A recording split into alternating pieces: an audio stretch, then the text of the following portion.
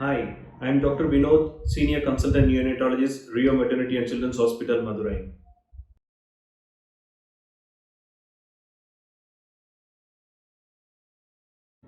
So, at present, we are experiencing the global pandemic, COVID 19 infection. So, it affects people of all age groups. Same way, the newborn babies or the neonates are also getting affected. So, in what all ways the newborn babies are acquiring the infection? One is the vertical transmission, that is, the infection or the virus getting transmitted from mother to the baby through the placenta. It accounts for only up to 2 to 3% of the total cases. It is almost negligible or very less. Especially if the mother acquires infection during the third trimester, the chance of transmitting infection is high. Then what's the commonest way of transmitting the infection or the baby acquiring the infection? That is a direct contact by means of direct contact with the caregivers or the mother being COVID positive or the healthcare workers who come into contact with the baby. So by all these means, babies can get COVID 19 infection. That is especially neonates. So breast milk is unlikely to be a route of transmission. In fact, mother transmits antibodies, that is secretory antibodies to the baby through the breast milk, and it is protective for the baby.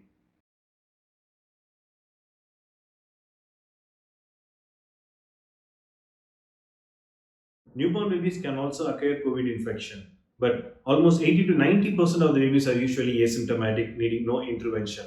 10 to 20% can present with subtle symptoms. Only 1 to 2% of the babies can have severe symptoms with an increase in morbidity or even mortality.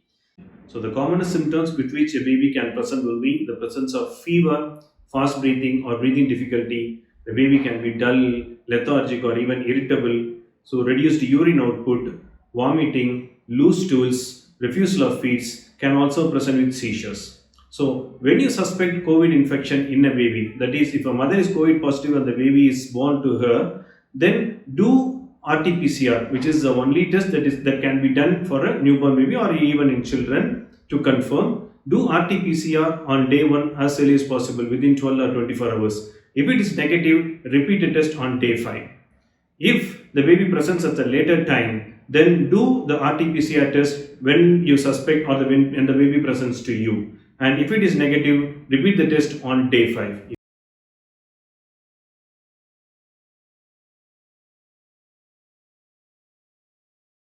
Breast milk is always the gold standard for any baby. Even if the mother is COVID positive, she can very well feed the baby. Okay, the virus transmission through breast milk is almost negligible or nil. If the mother is stable enough or asymptomatic to carry the baby, then she can directly breastfeed. The thing is, she has to follow all the precautionary universal precautions like wearing a triple layered mask, proper hand hygiene, and breast hygiene. All these things should be followed, and she can very well feed the baby directly. If the mother is not in a position to directly feed the baby, a caregiver who is COVID negative can express the milk, follow all these precautions, and give the baby express breast milk. If the mother is sick or not in a position to feed at all, then you can go for donor milk if it is available. If all these things are not available, then we are supposed to go for infant milk substitute, which cannot be the first option at any cost. Always breast milk is the best and it is safe.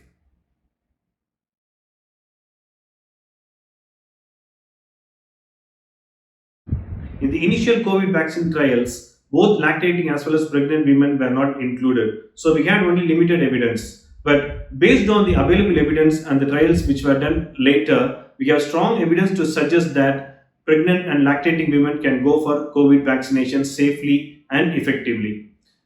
All major organizations like CDC, WHO, FOXI, and also ACOG, American College of Obstetricians and Gynecologists, all these major organizations are strongly recommending vaccination during pregnancy and lactation, and they are proven to be safe.